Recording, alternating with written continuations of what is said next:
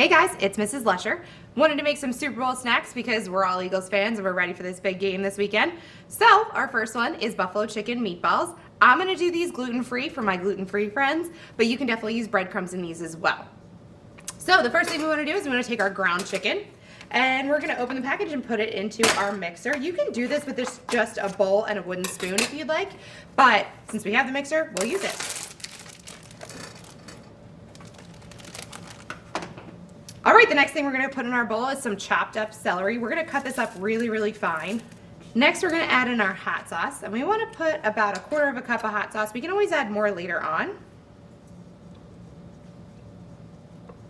Then we're gonna add a packet of ranch seasoning. We wanna use the seasoning and not the dressing because the dressing will make the buffalo chicken meatballs a little bit more moist.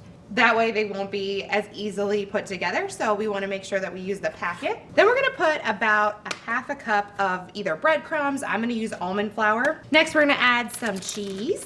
You can use cheddar or Mexican or mozzarella, whatever you prefer. And we're going to measure with our heart on that. Go ahead and lock it into our mixer, lock it up, and let it spin. All right, so once that's nice and combined, we're going to stop it.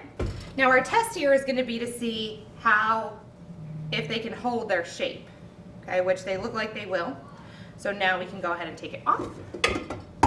Now this is the fun part. We get to make them into the shape that we want. So we're gonna roll them, we're gonna place them on our cookie sheet.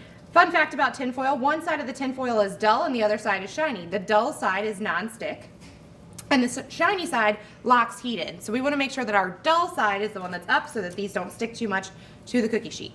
So this recipe should make about 15. We're gonna try to make them all about the same size. These can also be made in a crock pot. We're gonna do them in the oven today, but if you wanted to make them, you would just simmer them in a pan for a few minutes and then put them in your crock pot and let them heat up there. Okay, so now we're gonna take these over to our oven and we're gonna place them in an oven that's heated to 500 degrees for about 15 to 20 minutes.